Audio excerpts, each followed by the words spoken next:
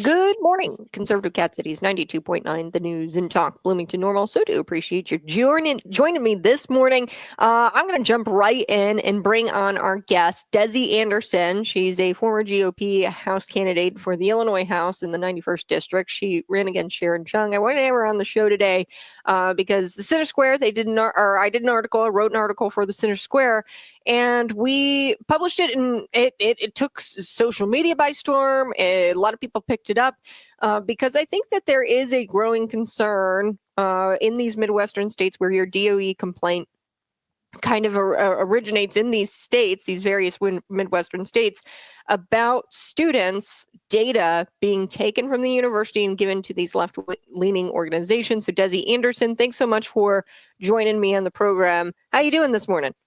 Good. Thanks for having me on. I appreciate it.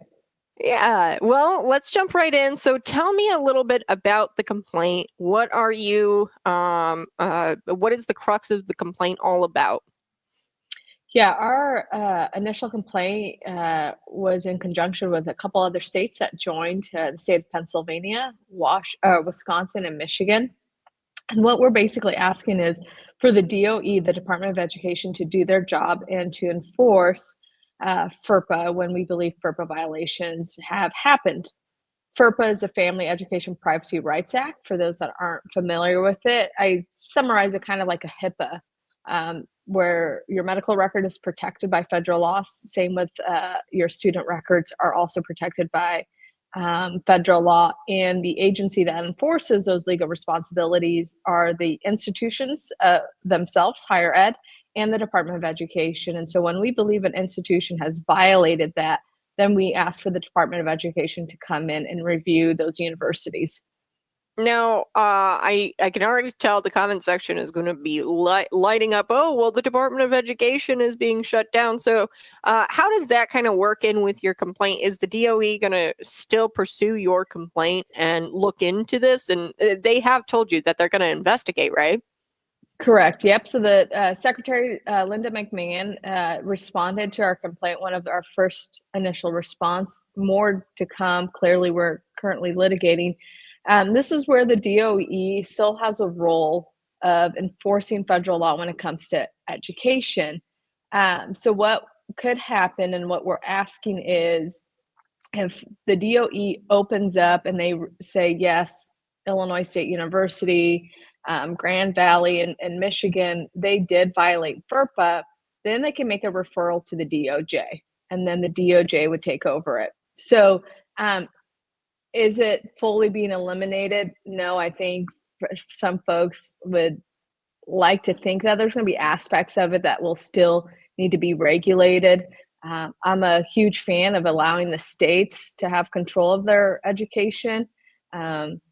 Some of us that live in a deeper blue state than others, I think maybe that may raise a concern for those. But then those on the other hands that are love being in a deep blue state because the governor can have more control of the education right. I am truly a proponent of having the states have control and then allowing people to show up to the ballot box and make their voice heard. Yes, long story short, there's going to be aspects of the DOE that still remain. One of them is the enforcement regulations of laws and policies. Nice. Because I think that a lot of people were concerned, well, the complaint's not going to go anywhere because the DOE is gone. And like you said, it could get referred out to the DOJ, but there's also this part of the DOE where they're going to continue to enforce federal policies despite the dismantling of the DOE. There's still going to be parts of the DOE that are done. So I do want to talk about what exactly you found and what kind of originated this complaint, because I think that people's eyes start to glaze over a little bit when you start talking about the web of organizations that are involved in this. So if you could try to explain it, what did you find and what kind of led to this complaint? Yeah, what led to the complaint was the civic engagement centers at Heartland Community College and ISU were hashtagging on their social media all in and then started seeing a professor from Heartland Community College that did a hit piece on me, did an interview with the ISU radio station, and she came out and said she was the civic engagement coordinator for this all-in organization. We were watching the student housing precincts going into this race. We saw a little bit when I ran the first time for Senate, and now clearly the House is a little bit more of a controlled area. I don't have as many folks in that district, and so we were able to watch it. And what we were seeing, the trends coming out of the student housing wasn't making sense. One, because no political action or campaign can have access to data. So when you look at the 91st is home to 4 colleges: ICC, IWU, Heartland Community College, and ISU. So how do I make voter contact with those students when I can't have access to their data? It's protected. The Democrats were smart enough, or as we're alleging, is they actually broke federal law and funneled the data through NGOs. Those NGOs are connected to Barack Obama's Civic Nation. All-In Democracy Challenge is a civic initiative of Civic Nation out of Washington, D.C. And they started doing election strategies, get out the vote efforts, tracking students' voting behavior back in 2016. So this all-in, I think this is interesting because Illinois State University was actually named the 2024, and this was the race that you were running in. This was in November of 2024. You were going up against Sharon Chung. This all-in most engaged campus. So this is the national title, which means that they got out the vote. And how did they do it? By harvesting student data and then providing it to these left-wing NGOs, like you said, Civic Nation. Well, All-In is a Democrat or a left-leaning organization, right? Because it's the sister organization of Civic Nation, correct? Correct. Valerie Jarrett is the executive board of directors for that organization. A lot of folks in Illinois will know that name because she was Barack Obama's right-hand person. Incredible. So these two I guess I'm going to call them sub-organizations, because All-In Campus Democracy Challenge, this is a sister organization of Civic Nation, but then there are these sub-organizations, the NSLVE, and this is the National Study of Learning, Voting, and Engagement at Tufts University. And then there's the National Student Clearinghouse. Can you describe the roles of, let's first start with the NSLVE organization. What was their role in the data, and what did they do with the data once they got it? Yeah, so the NSLVE is out of Tufts University, which is in Boston, Massachusetts, and they're the research arm. Barack Obama gave them funding for this specific project for tracking students' voting behavior, and they will essentially give a report back to each university that participates in the All-In Democracy Challenge and give reports back of how their students registered, if they voted, if they did not, looking at students that would historically be considered disenfranchised. And then they target those students. So they will train professors. They have PowerPoint presentations. For example, if you take a field of study, the engineering, for example, and you think, if those professors in that department think, oh, we could do a better job getting our students engaged, they'll go in and do a PowerPoint presentation and have them get out and vote. And so they're tracking these students A to Z.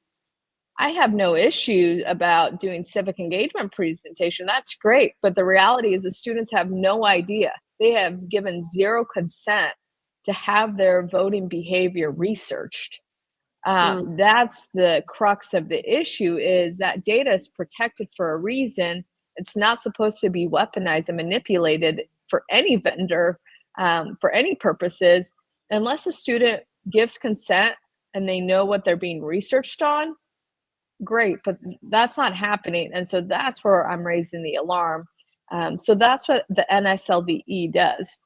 The National Student Clearinghouse is the national hub. About 96% of universities, private and public, use the National Student Clearinghouse as their data hub, where everyone's data is uploaded in this particular portal of the clearinghouse. For example, if you're an athlete and you're in the transfer portal and you go to Illinois State University in the fall and you get recruited to go to Iowa, you would go into this hub where your data your transcript, everything automatically would just transfer to Iowa. And so that's what it is. It's supposed to be a platform where it's easy and accessible for universities to share the data, where students can request data transfers, scripts. It's not supposed to be used for third party to get access to that data and get out the vote efforts. Yeah. So walk me through, once these NGOs have this data, what are some of these, like, what would you imagine is going on as far as election strategies or getting out the vote strategies? So can you kind of walk me through, maybe from the perspective of like this NGO, once they get the data, what they do with that data, or what you think that they might be doing with that data? Yeah, I definitely don't want to speculate. What we know for sure by what they've shared on their social media accounts, they did 47 tabling events from the time students went back to school and the November elections happened. They handed out X amount of door hangers, giving away swag, giving away. Now, would this be Sharon Chung door hangers, or I've never seen the door hangers. No, I don't know what the election posters that they handed out. I don't know. What I do know is you had students that were getting paid by the Civic Engagement Center to sit there, and they were employees now of ISU registering students. And several of the ISU College Republican students have mentioned that not a single Republican was working there. They didn't even know they had the opportunity to work at the Civic Engagement Center. And they're basically saying, why are we not having the opportunity to sit there and get paid and get paid to register our Republican friends, while ISU is paying Democrat students to sit there and register their Democrat friends? I don't know the workings of how job opportunity happens at the Civic Engagement Center, but those are the complaints of students have come and shared with me privately. Now, those students, those same students, are they concerned about their data being given away? Absolutely, right? They're door knocking for Republican candidates. You have conservative students. How many folks showed up to the Charlie Kirk event? And all those folks would be upset if they know that their president of their university signed off on their data to land in the lap of left-leaning organizations. They would not be happy. That would be the same concept of Turning Point showing up to ISU and ISU giving the data for Charlie Kirk, so then Republicans can use that data for election strategies. Yeah, that would never fly. The president of any, he may be able to do that at a private Christian university, but at a state university, no way. But it's happening here. You're listening to Cities 92.9, the News and Talk Bloomington Normal. We've got Desi Anderson with me, and we are talking all things her complaint. She is the former GOP candidate. She ran against Sharon Chung, who I want to get to in just a second, because I want to ask you if you think that this data sharing contributed maybe to your loss in 2024. We're going to be right back. You're listening to Cities 92.9. Cities 92.9, the News and Talk Bloomington Normal. Thanks so much for joining me. We have Desi Anderson joining me this morning with this conversation. We've got this complaint, and we've kind of already addressed it. It's in the DOE's hands. Maybe it'll be referred to the DOJ. Maybe the DOE is going to still enforce despite the dismantling of that government agency. maybe there's definitely gonna be still aspects of the DOE. We know that, things like Pell Grants aren't going away. We know that, civil rights complaints, those are still going to be investigated. It's not like this is gonna just go away, right? And I think that there was a concern from some listeners, hey, with the DOE being gone, is Desi's complaint still gonna be investigated? She confirmed that yes, they are investigating. And before we took the break, I was asking her a little bit about Sharon Chung and her race in the 2024 election. I want to know if, Desi, do you think that this data sharing, the Civic Engagement Center at ISU paying students to table, partnering with left-wing organizations. We know All in Democracy is a sister organization of Civic Nation, Barack Obama's nonprofit. Do you think this contributed to a loss for you in the 2024 election, this data sharing? I think it definitely had an impact. It's the best data that money can't buy. As a campaign perspective, we spend thousands of dollars of having data so we can make voter contacts so voters know who you are and what your platform is. And when I say it's the best data you can't buy, it's because that data is protected for a reason by federal law. And so when I have a group of between Heartland, ISU, IWU, and ICC, that represents roughly 40,000 potential voters. If they have student housing accommodations in the 91st district, they could come out and vote. Great. 2 out of those 4 colleges participate in the All in Democracy Challenge. There's roughly 22,000 students enrolled at ISU. Roughly 21,000 of those students can participate. You have about 1,000 that are international students that can't participate in our elections. So yeah, it makes a big impact. Can I say, 100% I know for sure? No, but what I can tell you is the data doesn't lie that's coming out of those precincts. And on election day, for example, the Panagraph, I put it on my Facebook page. The Panagraph was reporting on election day, ISU had 3,506 students that went and voted on election day. I lost my race by 3,500 votes. So that just tells you we were tracking the data, we're tracking the precincts, and there's about 10 precincts out of normal that's connected to student housing, where I said, once again, it's the best data that money can't buy. Yeah, well, and I wanted to bring this up during the show today. It's actually, and I can share my screen if you guys are on YouTube, Facebook, Twitter, and Rumble. The resources are always provided to you there. We do our homework. This is a bill, Senate Bill 1650. And it has to do with elections and elections specifically on campus. So after talking with Senator Chapin Rose about this, he said, I don't know too much about the bill, but he said, at this point, students can roll out of bed in their dormitories and they have a polling place located in their house and in their living quarters, essentially. So you can't make voting easier. What this bill does, it expands the polling location, like the hours for students. So clearly at a state house level, there is an effort to try to get that student vote out and harvested, and even more so than maybe the general public. Your thoughts on college students voting in general in local elections, or in these elections? Because some of these students don't even have permanent addresses in these dormitories, right? So say a dormitory, is a polling location, they can roll out of bed literally anytime. It expands it from 6 a.m. to 7 p.m. Some of these, election authorities, those polling locations are only open from 10 to 5. It would require all of them to be expanded from 6 to 7 and be just a normal polling location. And it's an effort, obviously, to get more students out to vote. Expanding that time. So what do you think about college students just voting in elections in general? Because it seems to be a heated discussion. Every time I bring it up, people are like, yeah, college students should or shouldn't vote in elections. What do you think?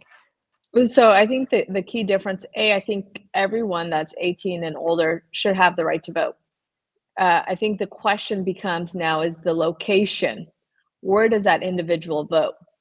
And so in Illinois, the challenge is you have competing state institutions that have defined what residency is. The State Board of Elections says 30 days prior. State Board of Education says, you know what, for you to have permanent residency in Illinois and to qualify for in-state tuition, you have to be in our state 12 months prior, a full year prior. And the way you prove that is paying your taxes to the state of Illinois. So if you can't prove that, you don't qualify for in-state tuition. So the question becomes, is who determines what agency? Clearly the State Board of Election has the governance over the elections in Illinois. But why is the State Board of Election having a different definition of what residency means for students? I had a couple of the athletes that door knocked for me at ISU. They were mind blown. They were residents of the state of Michigan and Pennsylvania. And these two girls came up to me and they said, it is absolutely crazy that I'm paying out-of-state tuition. I don't qualify for even in-state tuition, but yet I was able to vote for you in Bloomington Normal and vote on every local policy issue that's out there. The same with this spring. They said, this is just absolutely crazy. I can get a voter ID, vote here, but I can't even pay in-state tuition. So then they said, this spring, when I enroll for my spring classes, do I qualify for in-state tuition? Because I was just able to vote in the fall for a local election, right? Mm-hmm. That's common sense thinking. No, they didn't qualify for in-state tuition this spring. They still had to pay out-of-state tuition. So that's an issue that clearly needs to be resolved. And I think that's the frustration is on your application, when you enroll for your classes, you're not putting Watterson Dorm as your address. Your mailing gets sent to whatever address you put on your application when you're applying for ISU. And does Watterson Hall allow you to stay there after May, the first week of May? No, the state owns that property. The state kicks you off their property and you go back home. Mm-hmm. That's what I'm trying to let folks know. You've got permanent residents that are business owners, farmers, raising their family here in McLean County.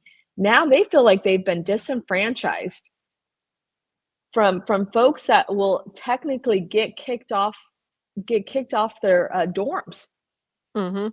Yeah, well, and it's like you're not even here a majority part of the year, right? And you're considered out of state when it comes to your tuition, but yet you get to vote in our elections. But you're not even here, paying taxes, being a part of the community, being part of the decisions that you make on your ballot for a good portion of the year, summers and, when they go home for break and things like that. I know Waterton Towers, I think that they still close up the dormitories even for breaks, like Christmas break. They do. This bill is interesting, isn't it? Where it's just like they're making it to where it's literally impossible at this point to not vote as a college student in your college dormitory, or on campus at the Bone Student Center. Right? They're making it almost impossible to get out of voting. It feels compulsory, which is kind of interesting because the state of Illinois is also pushing that as well. And they say that the Constitution in that bill defines residency. So there's multiple agencies, like you said, are trying to define this residency. And there needs to be an authority on that of what is actually residency, because you could have homeless people, say, for example, the compulsory voting, which is only done in like a few countries. I think it's like 20-ish countries or something like that, Australia being one. Illinois wants to model ourselves after Australia when it comes to compulsory voting. So it'd be like jury duty. You are obligated to vote. And this is a bill that's being pushed. No penalties if you don't yet, but we know how the state of Illinois works, right? Probably in a couple of years, you'll have a hefty penalty if you don't vote. But they are defining residency in the state constitution. But you could be homeless, right? And they'll define that as residency, a tent that you set up on public property. And then you could, Joe Schmo who lives, Main Street, you could take his address as a homeless individual and request a ballot with that address. So things start to get really sticky and hairy. With all of this, like, it's just like, I get we have the right to vote, Illinois, but we also have a right to not vote, don't we? You know what I mean? Yeah, it's a First Amendment right? That's part of your expression, right? Of who you support, right? You have the ability to use whatever platform you have to advocate for your policies, and if you want to spend your life advocating for people to get out and vote, great. That's part of it. Um, and the reality, that's a very small percent, right? I think if you are living in a tent and that is what you call home, you should still have that right and make your voice heard. I think what I'm talking about specifically is you're talking about in McLean County, the local voter roll increased by over 3,000 in one night. Brand new registers that now our county clerk employees are filtering through and verifying who these individuals are. But those folks already voted, right? So there could be errors on a registration card, and then they may decide, maybe that wasn't valid, whatever it may be. But the reality is, these are large numbers I'm talking about, where they're having this data is impacting election outcomes. And when Governor Pat Quinn signed the legislation in 2014 that said college students can now vote on their college campuses and register on the same day, that absolutely changed the landscape of McLean County. In 2014, when that legislation came through, that should have been, the alarm should have been going off and saying, oh my, we've got ISU, Heartland, and IWU, where now we're going to have to consider these potential new voters, where our voting population in McLean County just didn't increase, by 2,000. You're talking about almost 25,000 or plus, right? If you have a lot of folks from Heartland that are commuting into Heartland. So it's a little hard to get a rough idea from Heartland Community College, but IW and ISU, that's 20,000 plus students now that we've got to account for, that are going to be voting in our local elections, with local referendum, school board races, county board races. And we didn't have an action plan. And now people would argue, well, how are we supposed to make voter contact with those folks if the data is protected?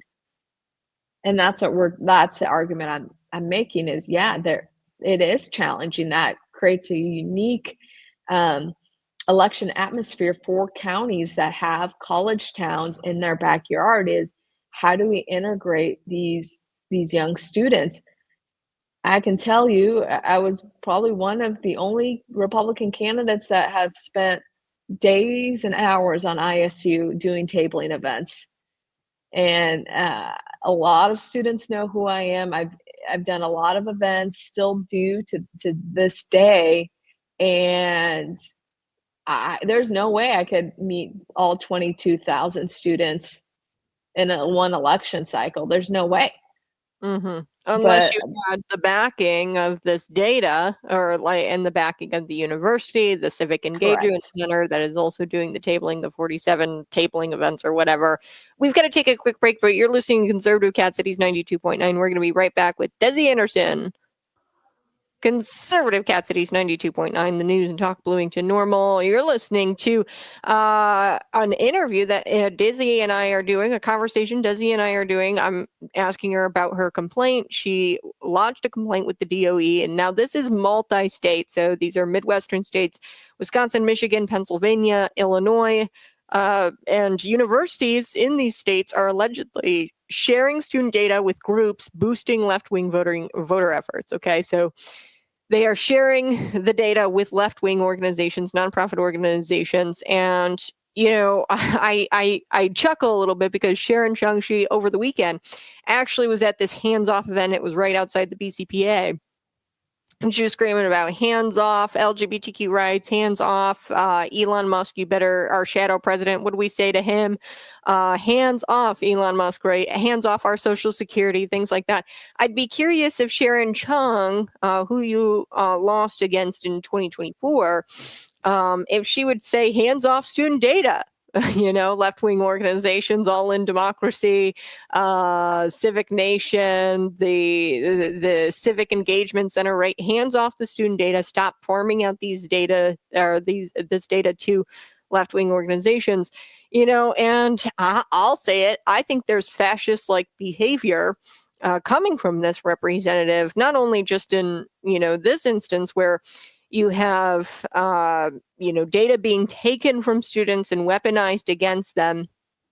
And from what I can tell, she hasn't come out. Has she? Do you know if she's come out and said, "Hey, hands off the data," or keep your hands off the data of our students? Universities. Has she talked about this complaint with you at all? Has she voiced any kind of public opinion about the university doing this? Because I think candidates, right, left, Republican, Democrat, this is a nonpartisan issue to me, because this is taking data, violating allegedly federal law. And everybody should be upset with Illinois State University if they are doing this. Have you seen anything come from Sharon Chung about, keeping hands off student data at ISU? I have not. And I should clarify, this is not just a Midwest problem. All in Democracy Challenge is a nationwide civic engagement initiative. In 2024 election cycle, All In for Democracy Challenge on their website said they had 10.5 million students that participated. They're sitting on 10.5 million student data that has not been properly given consent to. In Illinois, we have roughly 500,000 of students where they did not give proper consent to have their data be given away to third-party vendors. That's the issue. It's not even a Midwest thing. This is a national issue that needs to get addressed. And that's why the DOE is taking up our complaint and is looking into it. You're absolutely correct. This is a privacy issue, and it's nonpartisan. And if folks can't understand that's maybe they shouldn't be in leadership. But I think as more folks, and even parents, right, that are paying for their child's education, they're upset. I've got more parents now contacting me and saying, well, how do I know if my student's data was given away? Go to All in Democracy Challenge. They have every university listed where they've gotten the data from. And they can now reach whatever university their child is enrolled in and send a message and ask them, this is in violation of FERPA. The parents are telling me for the parents to have access to their own student records that they're paying tuition for, their student has to give a written consent for mom and dad to have access to their own records. These records have the student's first and last name, their DOB, their address or college address, field of study, their sex, their ethnicity, everything that you would need to identify as a specific student. And so that is all that was given away.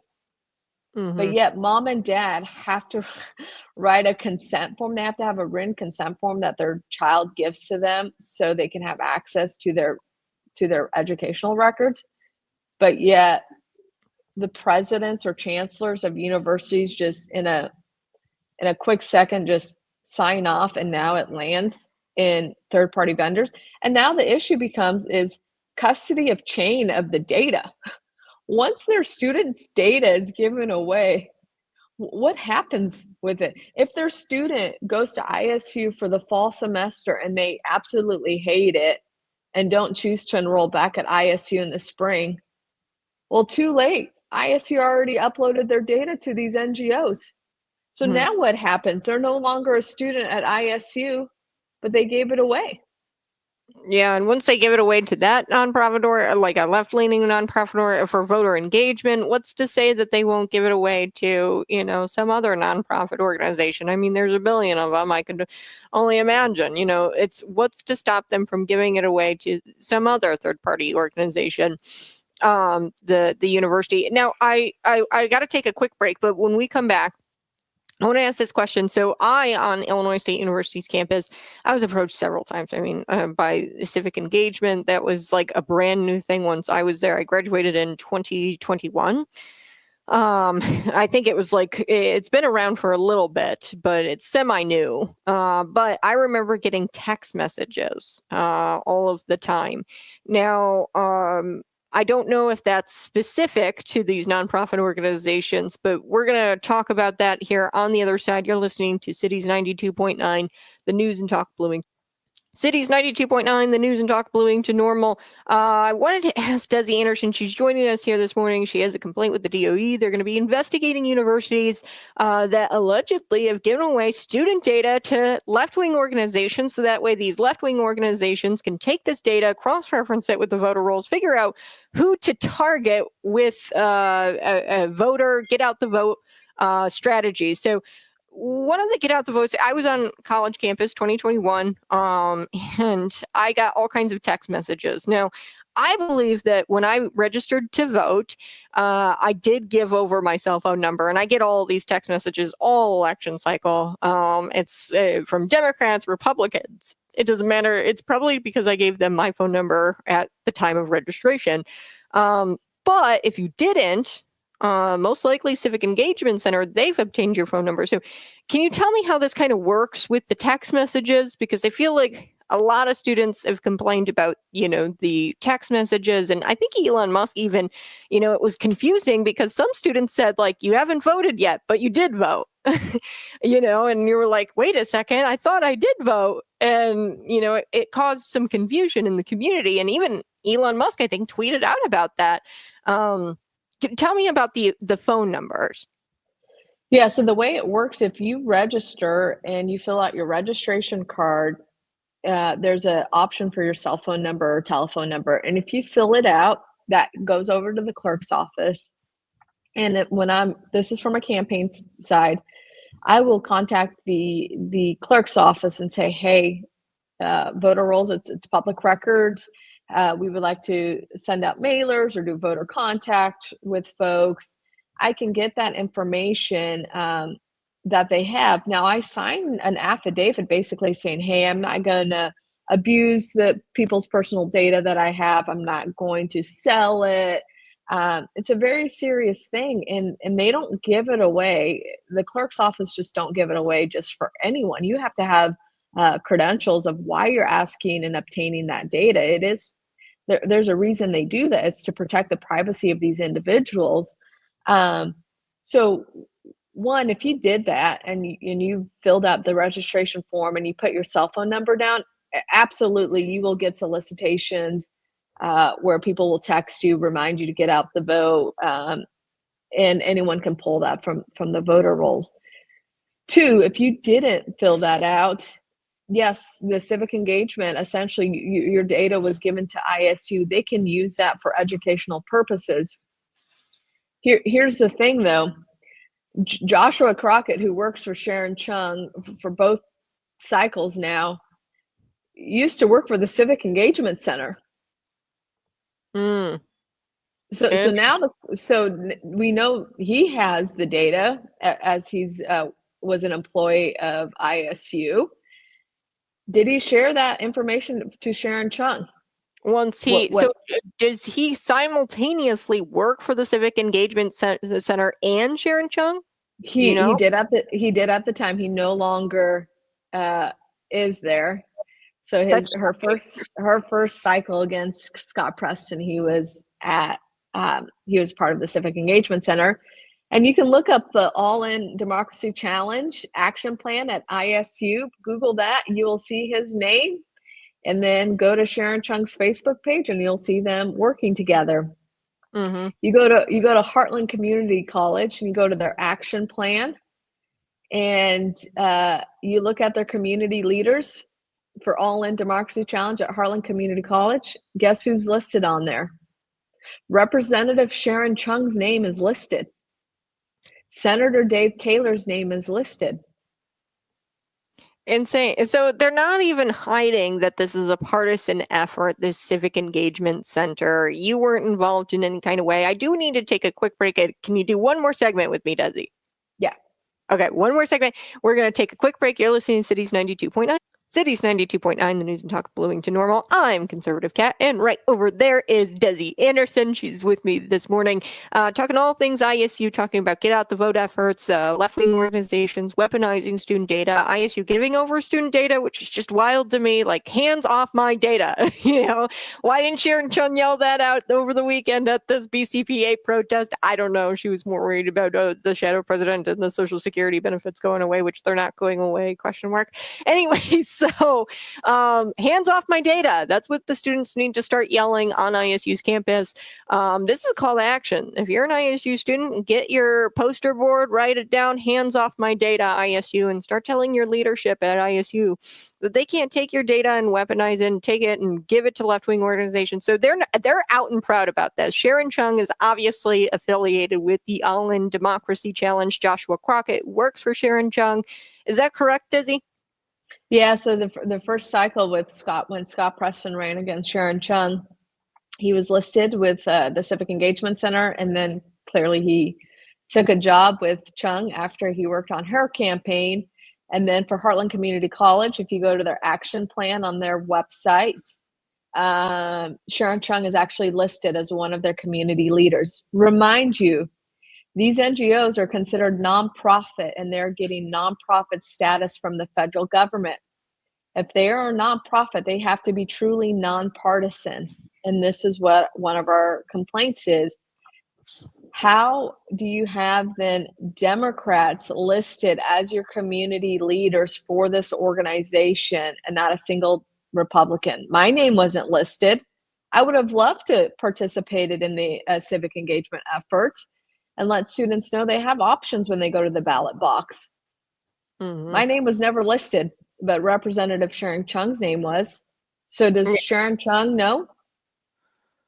Yeah, well, and you can't compete against that because, I mean, the university, ample amount of funding, okay, to provide to these students. Like, okay, so for example, Desi Anderson campaign coffers, right? You get donations in for your campaign, for mailers, to hire people, campaign managers and things like that. And we'll circle back because Sharon Chung's campaign manager during the Preston years, hilarious. Alex Campbell, really quick aside, Alex Campbell quite literally on Twitter said that he was a comrade, like communist comrade, self-identified as such, ran, I think, for Normal Town Council 2019 alongside Joel Studebaker. Joel Studebaker was also a self-proclaimed socialist. They ran as the one people candidate's choice. And Studebaker, I mean, in 2019, social media post, he said, the Democrats, they laughed at us when we said that we were going to be running, communist leftists. But look at us now. We took those laughs and we decided to, go and get on the ballot. So like, these are really extreme people that Sharon Chung is associated with. And I don't think any of her mailers are described as such. And it's very false, deceiving advertising that she puts out there as somebody, running for office. I think that you need to be very straightforward with the public of what your ideas are. Hiring a self-proclaimed comrade as your campaign manager during the Preston years definitely was not reflected in those campaign mailers. But anyway, so Sharon Chung, she's named as a community leader in these organizations. And here's where the rub is.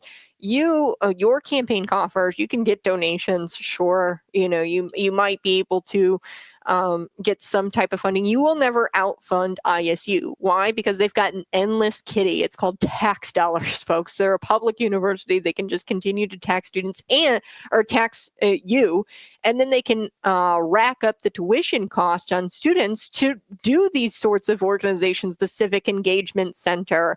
They'll rack up tuition. So there's no way for Desi to compete with the universities get out the vote efforts in coordination with these left-wing organizations. That's kind of what my point is. Am I spot on? You can't compete with ISU.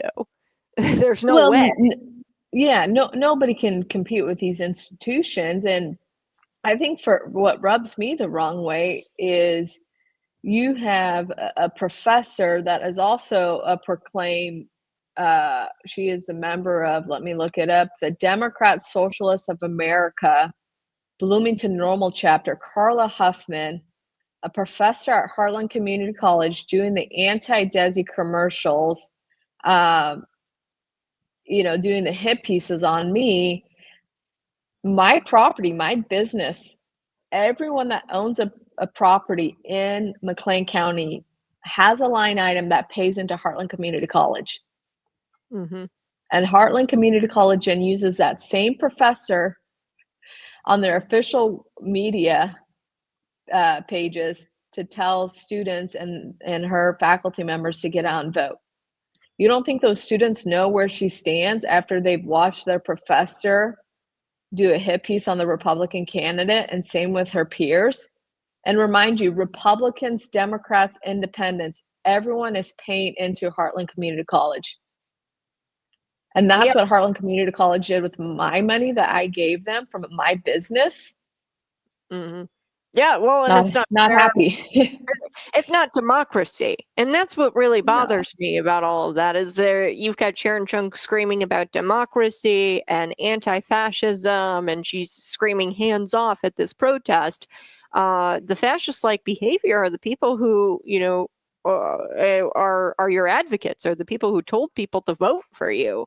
That's the fascist-like behavior. They're using tax money to do these hit pieces, they're using tax money to pay this woman, and then she's simultaneously doing these hit pieces. Now, is she the executive director or is she affiliated with the Civic Engagement Center in some sort of way? This Carla Huffman? She is, yeah. So she did an interview with WZND in October. I'm pulling up the article. And it was essentially a hit piece on you. No, she did her commercials that were a hit piece, which is whatever. She's on her private time to do that. But then for Heartland Community College, she used that same professor on their official Facebook page and Instagram. That's where it becomes an issue. About the vote issues, right? Yeah. So here it is. Carla Huffman is the Heartland Community College Service Learning and Civic Engagement Faculty Coordinator for All In Democracy Challenge. She goes in and talks about her role, talks about what she says from a professor.